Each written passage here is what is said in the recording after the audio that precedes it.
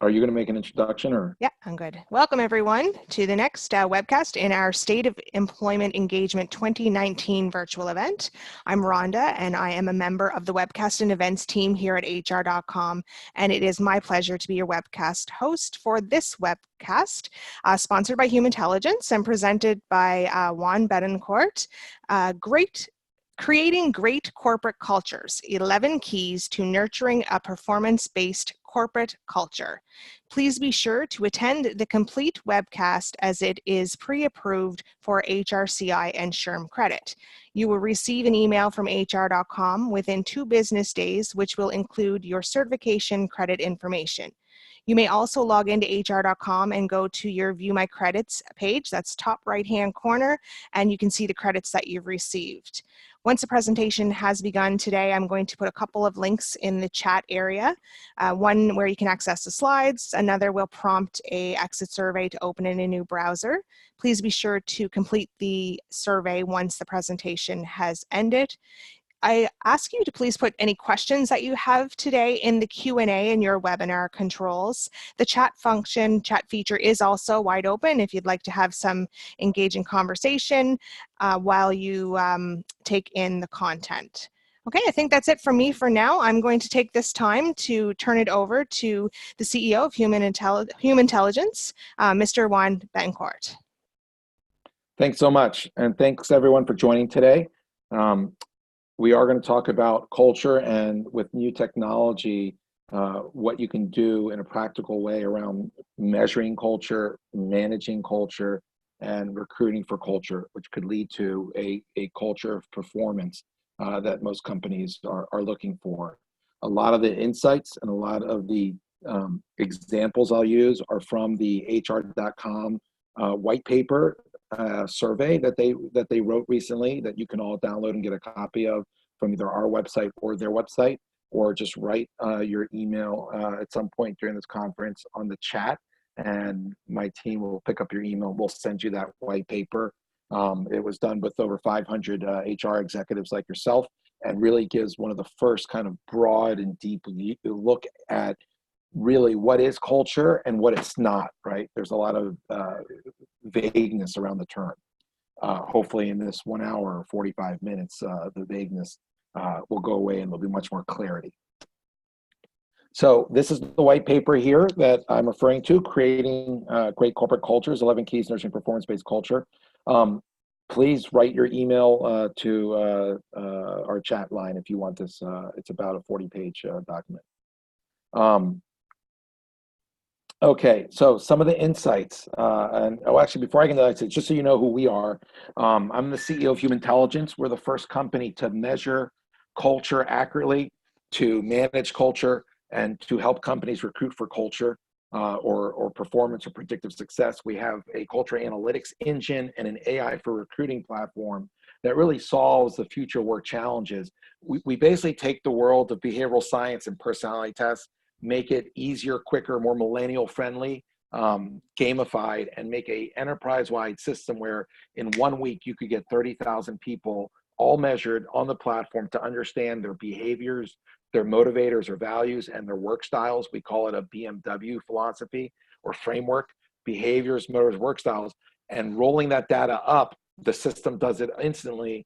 You now know the culture of every team, every group, every division, and you can see if your culture is aligned to what the actual culture is, to what you want it to be, your aspirational culture, not just at the top level of the company, but for every team, group, or office or country. Culture is actually different throughout an organization. We end up improving leadership and performance. We've reduced turnover everywhere we've gone. So it's a pretty powerful business performance tool, probably one of the first business performance tools that is run by HR as a software product.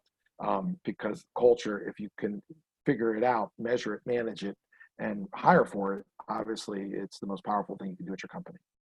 Okay, the agenda today is going to be on how to approach culture, how you measure culture, and then recruiting for culture fit. And that's not so much just fit, meaning I like the person, but best fit, meaning there's 5 final candidates.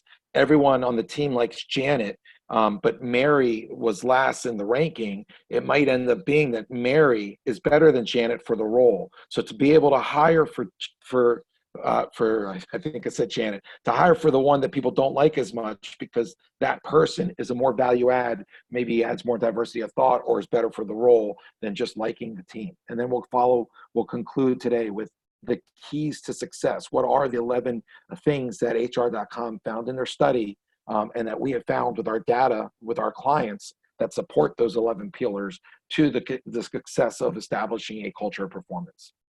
So here's the first poll question. I'll let you take it away.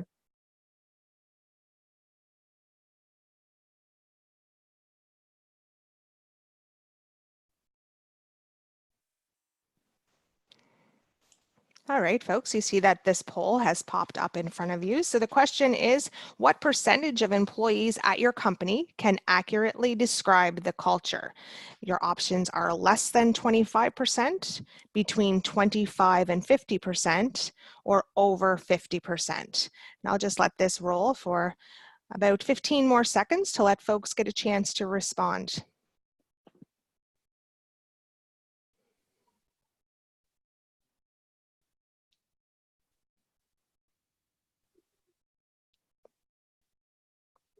All right, Juan, I'm going to close up the poll and launch the results here for you. And there you have them. Okay, so as you can see from the results, less than 16% of the respondents believe that half the company can actually articulate the company culture. Half of you think that it might be a quarter or half, and then a third believe that it's less than a quarter. That's consistent with most of the people we talk to, and that's at the company level. Let me close that. Imagine when you get down lower into subcultural defining. So as you saw, 1/3 of professionals in HR think that their organization manages the culture successfully or very successfully. And so what's going wrong? One of the biggest fallacies or problems is this concept that culture is a top-down thing, right? That's a false premise, and here's why. Just because you write the culture on the wall of your company and put it on the screensavers and on your coffee mugs, just because you have an engagement survey every quarter or even a pulse survey every month where you ask employees to recite the culture, and they can say it verbatim, that does not mean that your people are those things. It also doesn't mean that a leader who's the CEO, that the culture trickles down from that leader. Now, if it's a startup of 7 employees, maybe you could argue that. My company is about 25 employees, and I have a real difficult time getting everyone to write like me, think like me, behave like me, be motivated like me. So, even in a company of 20, I've already lost the ability to influence a culture among my people. So the best example of leadership not trickling down as part of the culture is the CEO of Uber, right? So Uber 6-7 months ago fired their CEO. He was a womanizer, harassed people, both men and women, just a real obnoxious human being, and everybody agrees. And so it was written in the newspapers and the media that Uber had a horrible corporate culture. They hired a nice man from India who's a really gentleman, professional. And so the media then said that Uber culture transformed almost overnight to be a wonderful culture again. The problem with that false assumption is that if you survey the 24,600 people at Uber, there's no way that the people at Uber Brazil, in Sao Paulo, in London, in Lagos, Nigeria, in Singapore, in Hong Kong, in San Francisco, in Washington, D.C., in any of the Uber offices around the world, there's no way that anybody, unless it was a direct report to the CEO, but 99% of that company has not seen any change in the culture at Uber in 7 months with the new CEO. So I think a big premise and assumption that's wrong is that culture is a top-down thing. So that's one of the first mistakes that companies make. 2, how do you approach culture if that small elite group of the executive, the CEO, or a group of executives, say the top 10, aren't really your entire company culture? You're ignoring then all the pockets of culture within your organization.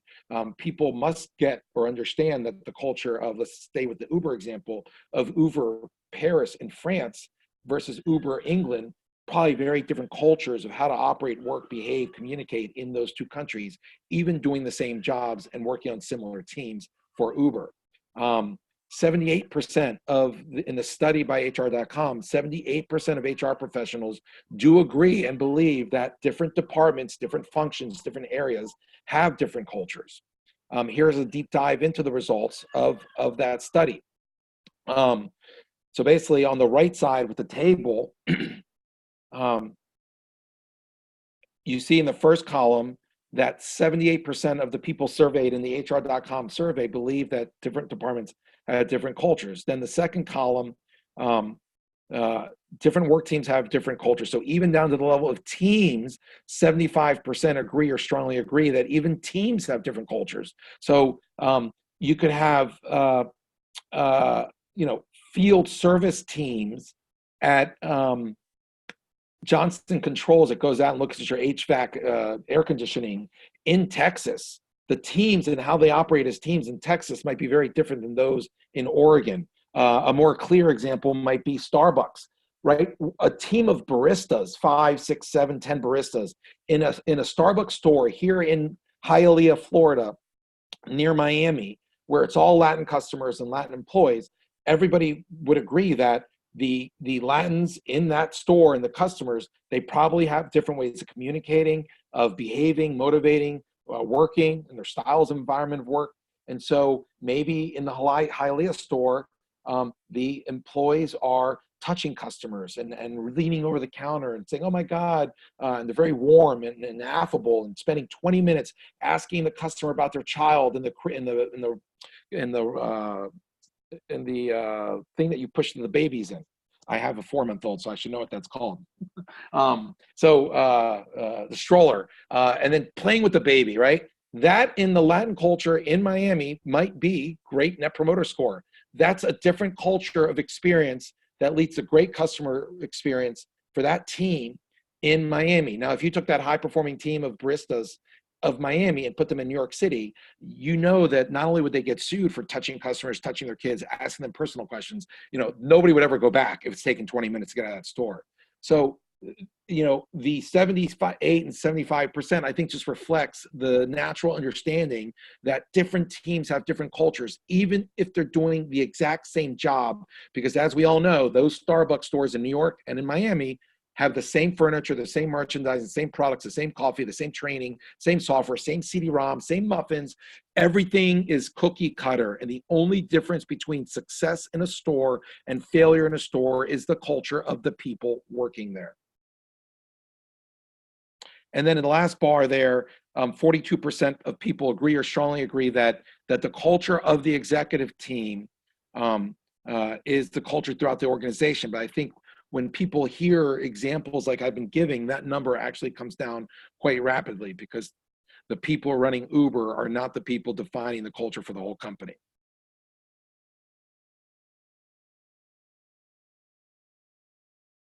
So another poll question, so go ahead and answer this.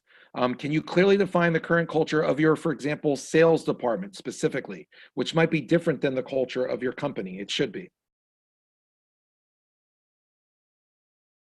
Right? Because the culture of your sales teams are going to be very different than the culture of your marketing teams, very different than the culture of your R&D teams. So does your company, are people aware of those differences? Would they articulate something different for culture of sales function versus one of these others, for instance? Okay.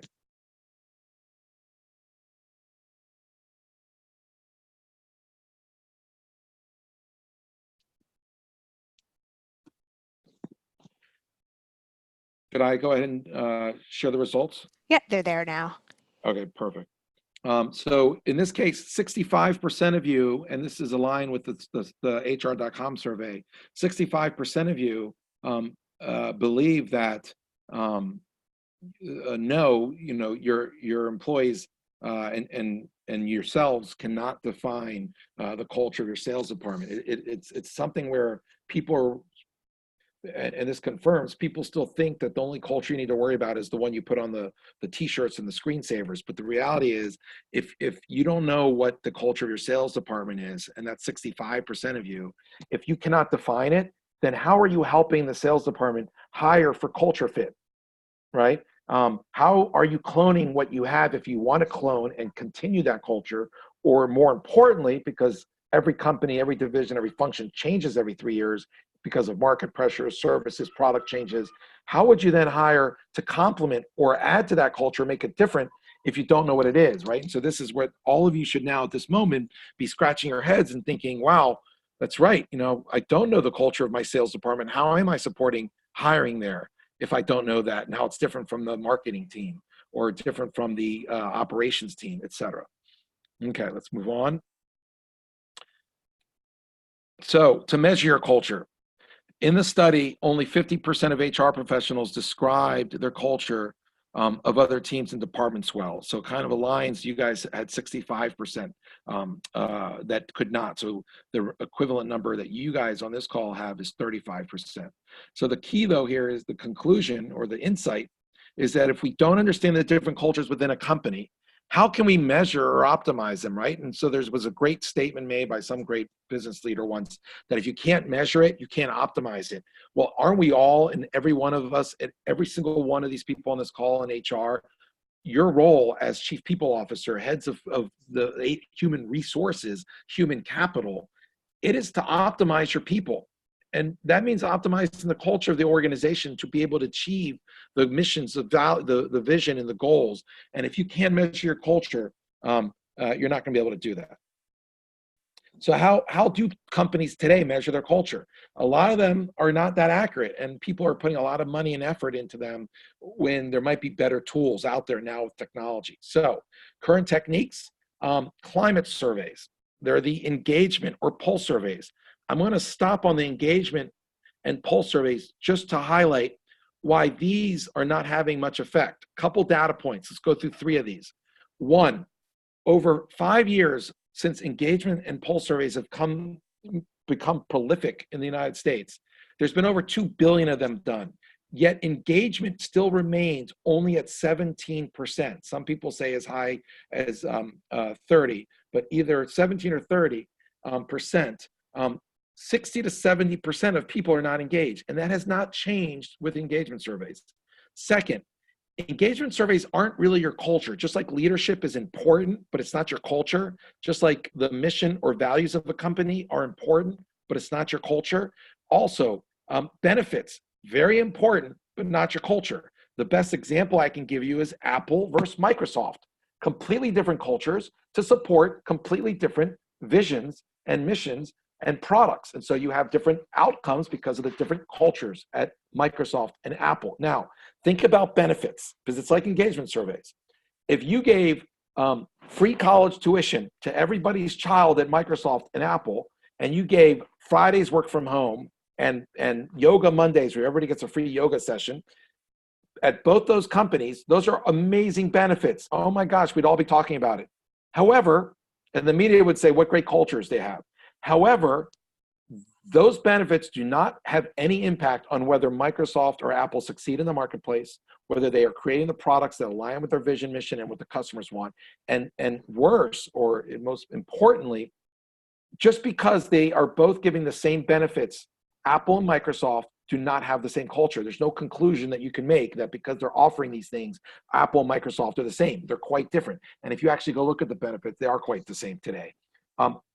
That's first bullet point. Second bullet point on engagement surveys, why you should be careful in spending too much money, because they're not a panacea to all your needs. You should do them, but don't attribute it to helping culture, okay? So the second bullet point on engagement surveys. Everyone on this call most likely is responsible for, or knows somebody in your organization responsible for, hiring and recruiting for culture fit, okay? And so you probably also know the same person in your organization that deals with engagement surveys. Now, isn't it strange that we've gone around for 2 years, we've asked over 2,000 HR executives, is culture fit and hiring for culture important? And everybody says yes. Now, the reality though is, of the 2 billion engagement surveys, you've had millions of insights. No one has ever in HR or at a company taken the key findings or learnings from those engagement surveys on supposedly culture and then use them in the process to hire into the organization for culture fit. And the reason being, there is no relationship between engagement surveys and hiring for someone who's going to succeed in the job long term, not only because they have the skills, but because of the right culture fit. And then the third data point around engagement surveys is the following. Let's take the Apple Microsoft example. There are plenty of tools like Perceptix, like Qualtrics, now that owned by SuccessFactors at SAP, Gallup engagement surveys. You could take any one of these tools and give it to Apple, Microsoft, and have all the employees take it. And one outcome could be that 40% of the employees are super engaged. They love the company more than anything. They're never going to leave. 40% say it's a job. All the details basically show that they go to work and they do what they're expected and they leave. Nothing more, nothing less. And then 20% might, at both these companies, say that they hate their boss, they hate the company, they're going to quit any day now. Now, just because Apple and Microsoft have the exact same results of an engagement survey, you cannot make the conclusion that the cultures of Apple and Microsoft have anything to do with each other. So that's the last and third example of why engagement surveys are not really culture in any way. They're good to do to know who's pissed off or going to quit, but there's really never been a correlation between happy employees and satisfied employees and productivity and performance. Okay, so engagement is where somebody actually is engaged in their job. Not just because they feel the company's treating them well. Turnover rates often are a failed clue. One of the top 3 auto manufacturers had everybody being able to recite the culture. You have the same manufacturer had a 93% engagement number on the engagement surveys. They have employment for life. And their labor unionized, so of course everybody's happy working there, and turnover was less than 1%. And their culture was to be creative and innovative. However, none of those metrics actually led to creative and innovative products. And so our company, for instance, went in and measured the culture and showed that only 12%, despite low engagement, despite despite low turnover at 1%, high engagement scores of 92%. And everyone being able to recite the culture of the company being creative and innovative, the reality was only 12% were, and therefore the products weren't becoming creative, innovative, kind of like you are what you eat. And so after 4 years, that company over time now has creative and innovative products. So surveys don't really tell the full story behind company culture. And yet, engagement surveys are used by 50% of organizations, okay? And they also don't show, the second bullet point, they don't show the difference between perceived culture and actual culture. They also don't explore factors like behavior, personality, work styles, or habits, which are actually the true foundation of a company's culture. And they don't change every week or every month. And so it's hard to change the company culture. And so with pulse surveys every month, it's not clear what you're getting that's going to be relevant to something that is not really changeable, that takes a really hard time. It's like moving a Titanic. Imagine if you have a child in college or in high school and they're not structured and they're very creative and they are really slow to make decisions. Good luck in 1 month to the next changing all that behavior in their work styles. It's the same with employees, okay? It's the behaviors of motivators and work styles that are your culture, not a weekly or monthly survey asking how they're feeling. Other output from this HR.com survey of over 500 HR executives was a question around, does your organization actively measure the following? In terms of overall corporate culture, 28% said yes. Most of those were actually through engagement surveys. The question around, does your organization measure, the yellow bar, the culture of specific teams or departments within the organization, within your company? 23% said yes. And then for the last bar, do they know the differences between the overall culture and specific team cultures? And only basically 16%, 1 in 5, said yes to that.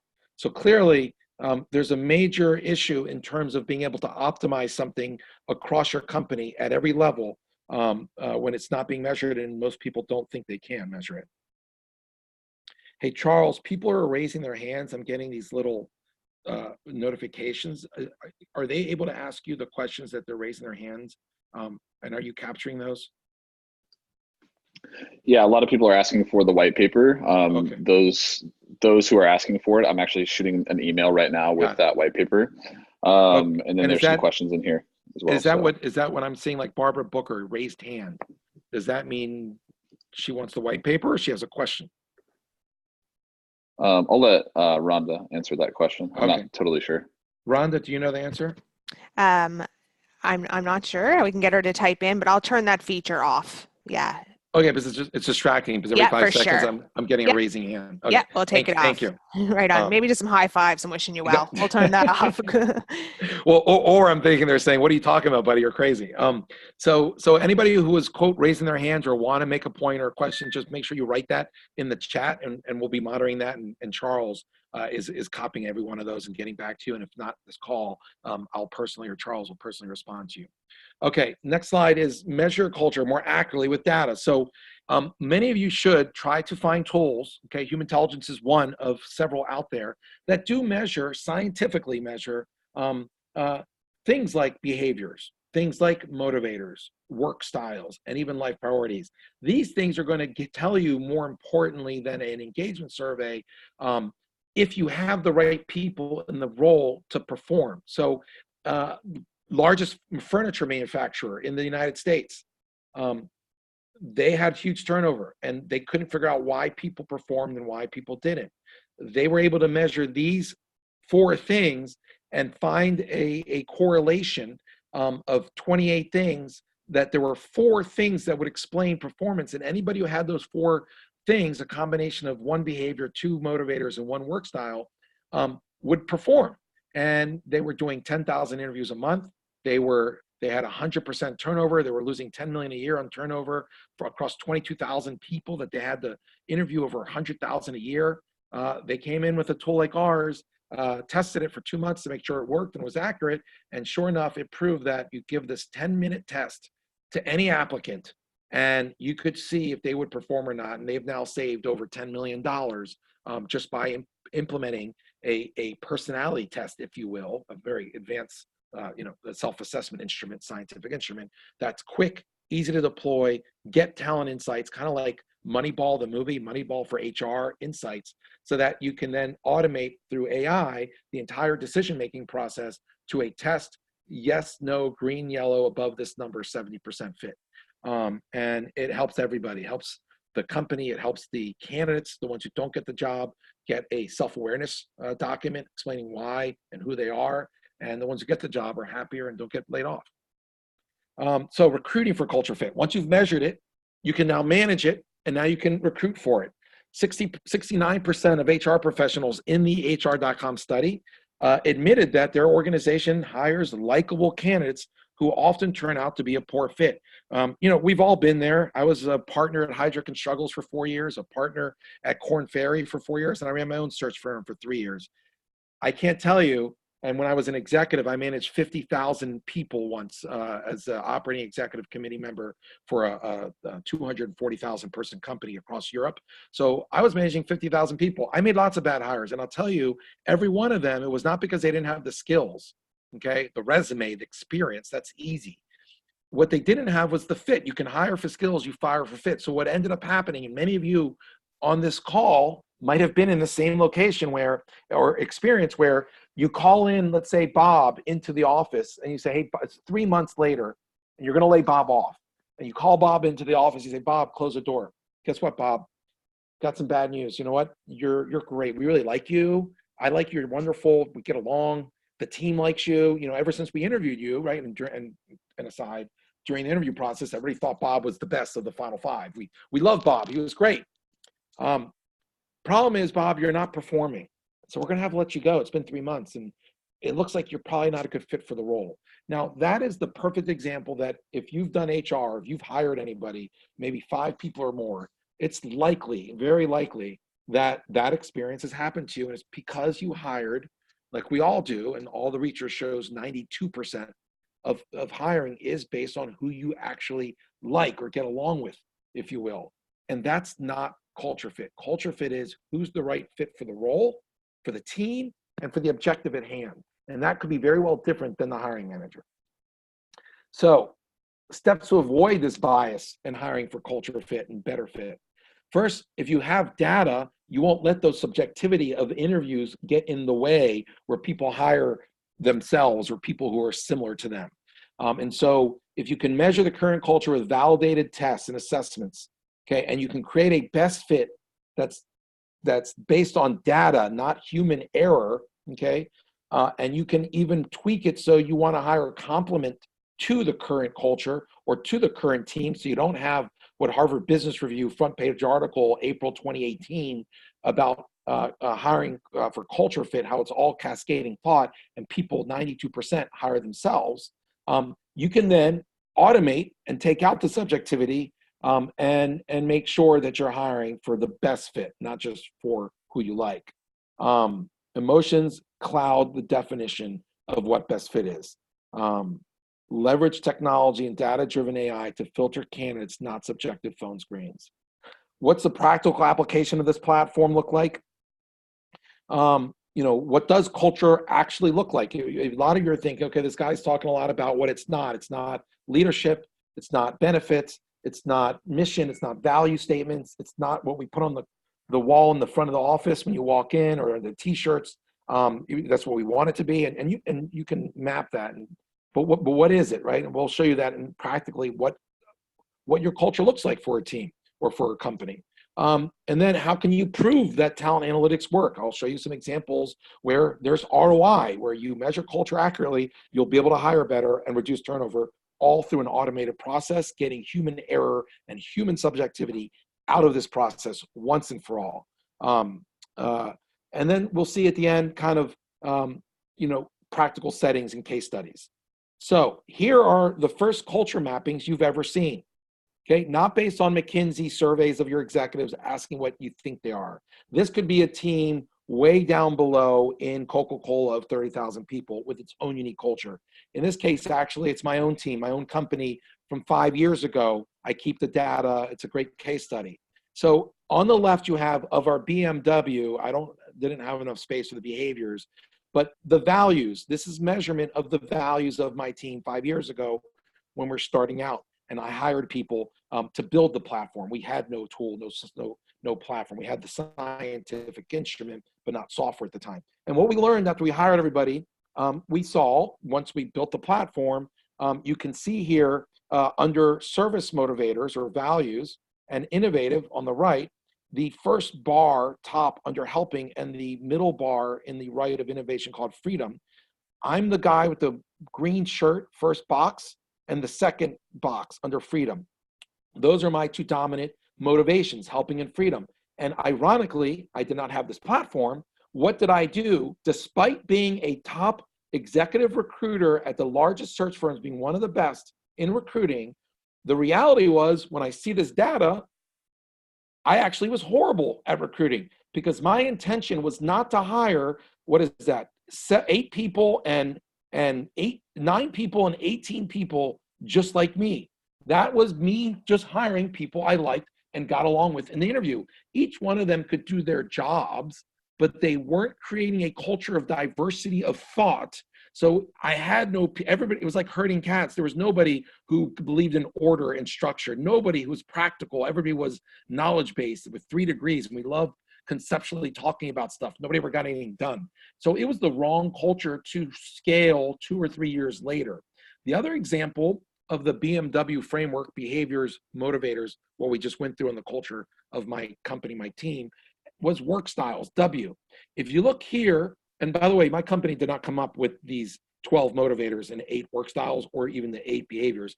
Every scientist in the world agrees on these. We just came up with the fastest test in the world, 12 minutes, to measure it, right? And the first company in the world to roll the data up 5 years ago and look at the data as a team visual with a little secret sauce on the directional vector of personality strength. But that said, team work styles, if you look on the right and the left, my company, when I started 5 years ago, had to be, and I hired very well for a creative environment, right? at 14 people, dominant trait, new solutions, 6 people, dominant variety, where they do things differently, and flexibility, where there's minimal routine and controls, so opposite to structure. That was perfect for a startup to figure out the software, the products, the features that the customers would like. And we had to zig and zag and use agile and adapt, right? However, 2.5 years ago, once we had 50 customers and we're growing, the wheels started to fall off our car, or not literally, but the wheels fell off our ability to grow, because we had nobody in the company who fit with the new culture, the culture roadmap, if you will, like a technology or product roadmap. There was nobody in our company other than this person, Maria here, the first woman on the left, who put in processes and proven methods, who worked in predictable ways and put in structure for scaling. And so this platform was able to allow me to then hire for the next cultural phase of my team or my company. And yes, every one of you, whether you're in HR, in finance, in sales, whether you're at a retailer, a consumer goods company, or a digital marketing company, or a manufacturing company, the culture, just like every year you go through business planning and there's a new objectives and goals and strategies with a new strategy roadmap, product roadmap, technology roadmap, you should know what your culture is, and if over the next 3 years, what the culture roadmap is. And so tools like this allow you to do that. They allow you to roll the data up across, as you can see under the word sales division, 199 people. So you can look at the culture across the motivators and the behaviors and the work styles for literally 200, 1,000, 5,000 people. Now, for both the team culture and the company culture or divisional culture, no, there is no new test. There is no training. There is no certification needed. You can get all this data. It automatically will show and serve up to you these groups, because your organization's already structured by team, by group, by function. And so tools like this that are already integrated to ADP, SuccessFactors, Workday, Bamboo, all that hierarchy is built in. Instantly, in 1 week, you can have 5,000 people on the platform leveraging insights for themselves, for self-awareness, for emotional intelligence, and understanding the culture the company wants, how to behave, how to motivate, how to communicate. And the platform becomes the teacher 24/7 on any device. And every leader of a division can see now what their culture is. They can measure it and say, is what we want aspirationally and where we are, how do we then solve that gap? And so platforms like this are the future for true culture understanding that will actually impact the performance of your employees, the performance of your divisions, of your manufacturing plants, of your stores, of any area that is a group of people. You will be able to see why people perform, like in this slide here, the high performing salespeople, why they perform in motivation. They're motivated by financial security, self-reliance, and influence. Okay, the low performers are motivated by knowledge, helping, and belonging. And there's another 6 of 12 that don't explain any of the performance. But now you can do 3 things with data like this. You can develop your low performers to be like high performers. You can also have career mobility now based on data. And if someone's not performing, literally click in the search engine, what roles at my company would this person who's not performing fit better? And it'll pop out 5 to 7 roles if it's a very large company. And then they can go and meet with the leaders of those organizations and see if they could get hired. And so third thing is now you can hire for more salespeople like the ones you have. Now, some people ask the question, do you want to clone or do you want to guarantee diversity of thought when you're hiring? Do you want similar or complement to your current culture? We as a company, and no company should ever tell you what you should do. You just don't have the data today. And what's happening today is 92% of your teams, and in our 300,000 users and 30,000 teams, we support the data that the theoretical research at Harvard Business School has come up with, that 92%. We came up with 89%, very similar, where teams are exactly hiring themselves. And so this gives you the data to say, well, do we want sales and call center agents who don't interact with other members of the company, but only are customer facing? Do we want them to all be exactly the same? Maybe that makes sense. But then for the rest of the company, marketing, product development, R&D, engineering, teams, consulting, professional services, where team and optimal strategic and problem solving are key. you definitely want to complement and have a diverse team of thought. So tools like this can allow you to achieve those cultural objectives. You can also look at different operating units. So Starbucks could look at their top 20 stores in Florida and see that there are 2 or 3 things, in this case it's hard to read, freedom, uniqueness, and helping, those 3 bubbles, and knowledge are the biggest. And with the platform, you can see if it's 40%, 30%. Everybody, these stores have these traits as the culture, versus low performing stores are more just helping and supporting. So it seems like, ironically, counterintuitive, the helping and supporting stores maybe not enough practicality there to go and perform in terms of behaviors. The decisive and free-form stores in the 20 top ones, and the bottom right, the deliberate steady, the slow performing stores, the slower ones who take a lot of time to think about everything, aren't actually leading to higher performance. And so you can get that insight around different operating units, stores, manufacturing sites. For M&A, you can now integrate, right? All the learnings we have at business school, 90% of M&A fails because of the culture integration. Well, that's no longer going to be the case, because now when a company like Coca-Cola buys Red Bull, they can pull out the data, give this to everybody in both companies, and see what is the culture and where are some groups aligned culturally and where are some different, and then put in programs to smooth out the integration of those cultures. All of you might be asking, but we already have a defined aspirational culture. Well, guess what? If you're over 1,000 employees, you probably have one. Don't worry. Your core values, or what we as Humantelligence call motivators, you can map all values, all behaviors, all culture to the 28 scientific things that we measure, and that other tools, albeit much more expensive and much more time to do, map. So you can also map your current aspirational culture to a platform like ours or any other ones like ours, and then you can see where the gaps are when people apply, and you can hire people like that. Some case studies. Companies that are leveraging culture analytics like this and talent insights for both business performance and recruiting. So case study 1, I had alluded to it earlier. One of the top manufacturers in furniture found that their high performers were much more helping than their low performers, and did not want, and were not as extreme in financial security, as well as that combined with behaviors that were more deliberate and steady for high performers versus low performers who made much more quick decisions. That combination of workers and those 3 or 4 elements of 28 led to higher performance. And so I won't go through all the statistics here, but basically we found that anybody who achieved higher than 70 were high performers in the active employee base, and those who were terminated did not reach that levels. And then the most fascinating part was, for every 3,000 candidates that they did not hire, they were losing about a third of them who actually would have been high performers if they used this test instead of, and data instead of human error, to just have the managers look and see who they like when they hired. These are all the statistics and the distribution of those outcomes. Another case study is a trucking company called Ruan Trucking. A platform like this was able to eliminate $5,000 per year in expenses and costs across 2,000 truckers, which is about $10 million. How'd they do that? They found that there were about a third of truckers spending more gas on more money on gas than other truckers.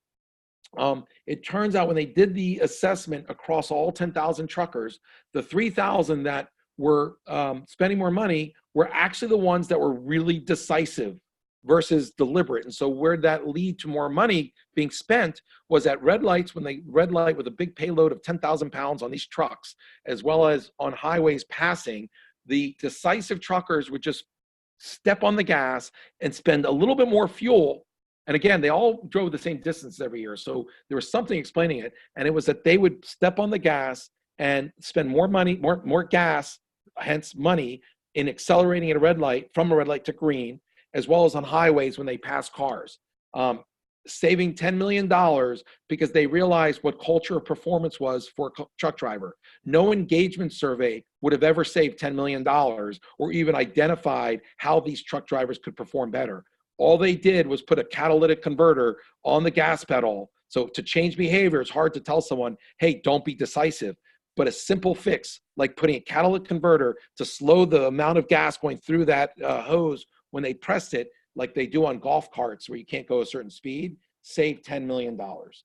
Every one of you at your companies as HR can now go in with a business performing culture measurement tool and go into any line of business at your company and improve the ROI for that business, improve profitability, productivity, and performance for any group of people in your company by measuring culture, understanding what the high performers are like and low performers, and then implementing a tool like this.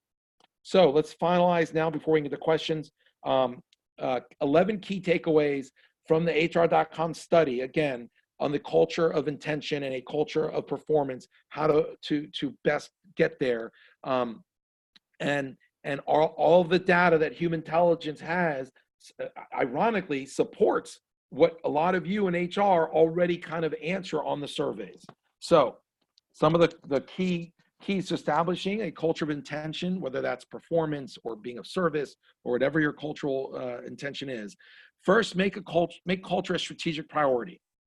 Second, don't assume that there's only one culture. Okay, there's just like the United States.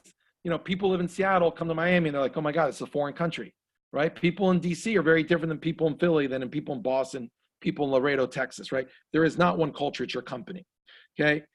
Measure and assess thoughtfully and often that culture. And I've shown you tools like ours that you can measure culture today. And it's not through an engagement survey. That's not your culture. You should do it, but it's not your culture.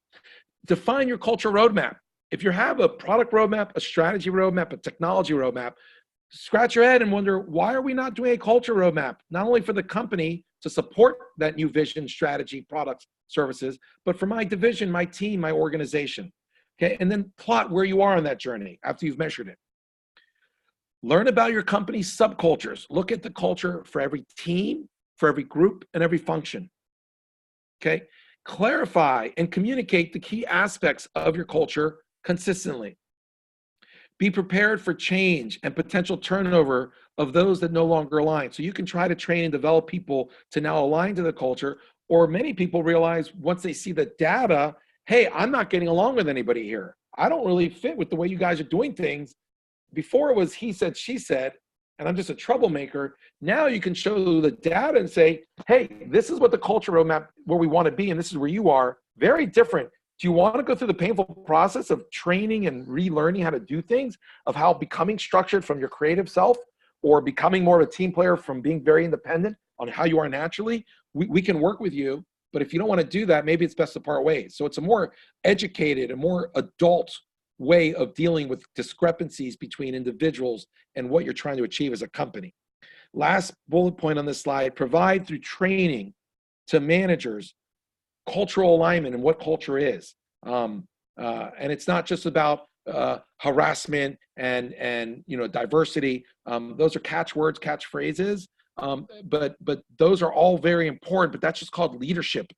And the leadership training is different than cultural understanding. Last couple bullet points on establishing the 11 principles of a culture of intention. Adopt a recognition program to reinforce your values. Embed culture in the hiring process. Empower employees to protect their culture, like specialty groups. So last question, rhetorical for you all, no poll. Go back to your companies and think, what is the one thing that you can do today to build a stronger culture, to even measure it, to understand it better? Think about the nuances of what we spoke about today. In reality, we've all heard this term for a while, emotional intelligence, which was just something for your personal life last 20 years ago. Emotional intelligence is where companies should be striving for today, because in understanding who you are and two people understanding who they are, they can then connect and communicate better. A team then can understand each other better and operate better. Okay, and then an organization like a function or a division, a country, a company, that inverted pyramid that starts at the bottom with self-awareness to two people, to a group, to a community called the company, that emotional intelligence is going to be the key to understanding if you have the right culture to achieve the results you want as an organization.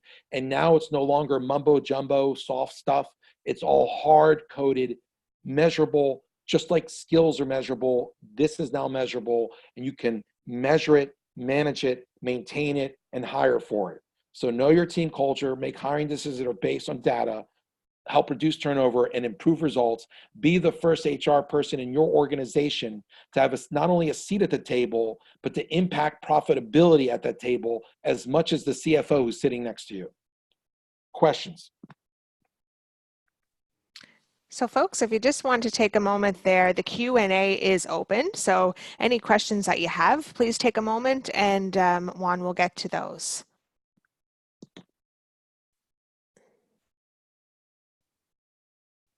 I see one actually that just came in there.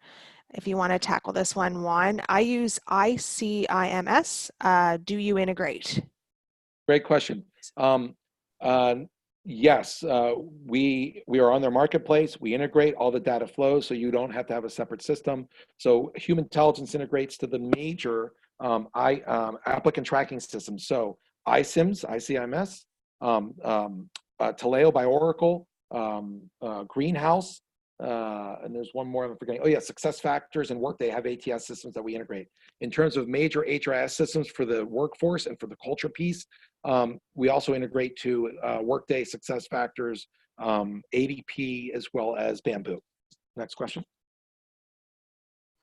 Yeah, question here from Joe. You mentioned engagement increases when using this process. How do you measure or know it is improving? Great question. So I'm turning engagement on its head here when I say this. To me, engagement is, am I a good fit for this role and am I happy? So in the work styles, if the job is, and I'm actually going to, let me just show, I want to show something. So under work styles, that's a really good question, Joe. So even though I have to go, so here's the, so under work styles, let's say I'm in a manufacturing environment where it's systematic, right? I'm just, soldering an electric widget board. And let's say that I'm really creative, yet the environment's systematic. Engagement, I'm not going to get energy, right? I get energy from an environment that aligns with the kind of environment I like. If I'm all about new solutions, flexibility, doing things differently, I'm going to be miserable in the systematic manufacturing environment.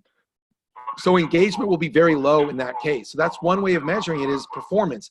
The people who are not aligned to the culture needed for that job or that group or that manufacturing plant, they're not going to be performing. So one, how do you measure it? The performance, like who has more defects, who's leaving early or not happy.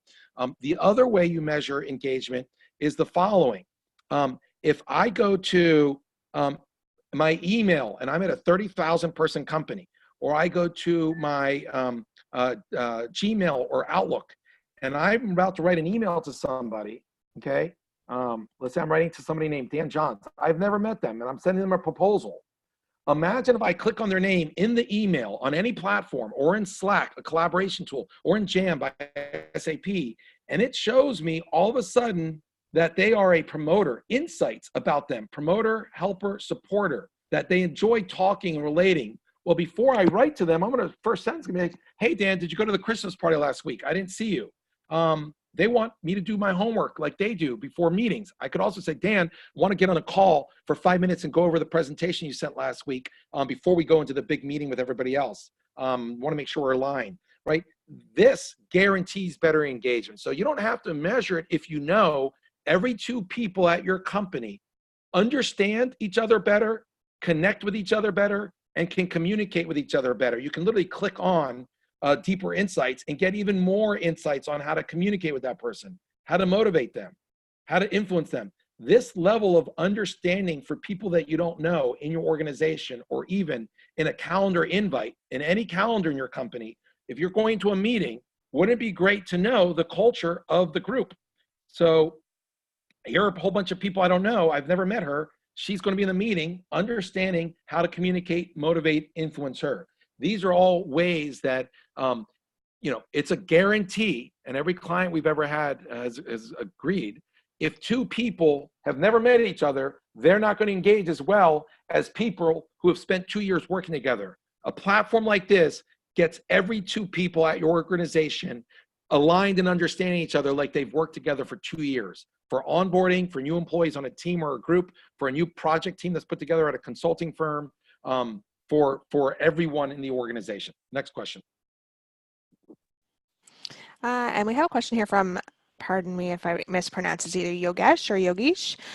What are the main barriers to cultural changes based on your research, and could you share some practical tips, suggestions to be more successful? Could you repeat that question? Yeah, what are the main barriers to cultural changes based on your research? And can you share some practical tips or suggestions to be more successful? Perfect. Okay. Yeah, and it is difficult for some things to change. And by the way, stop sharing screen. Let me share screen again. So, and if you find this is a longer answer and you wanted to follow up with Yogesh afterwards, you can do that as well. Okay, well, I can give a quick answer here, and I can give more info next time. Perfect. So that's so strange. So on something like changing culture, what we have found with our 300,000 users and companies trying to change culture on the BMW framework, right? Behaviors, which is basically DISC, motivators or values, which is like Hogan or Lominger, and then work styles, which nobody really also measures that. It's really hard to change motivators, right? How do you change someone from being helping and service oriented to all of a sudden being independent and focused on money? What you do is you put in things in place. So if somebody only cares about service and helping, you might tell them, hey, we're not doing team meetings. You actually have to send a report on your own instead of talk about it as a team by every Monday by 3 o'clock. And you're actually going to get paid your whole performance bonus isn't on, quality of service scores by your peers. It's how much more money your group is making based on your productivity, right? So through changing measurement and showing them what's important to the organization, you can start to change motivators, but this is the hardest one. Now, behavior is much easier to change.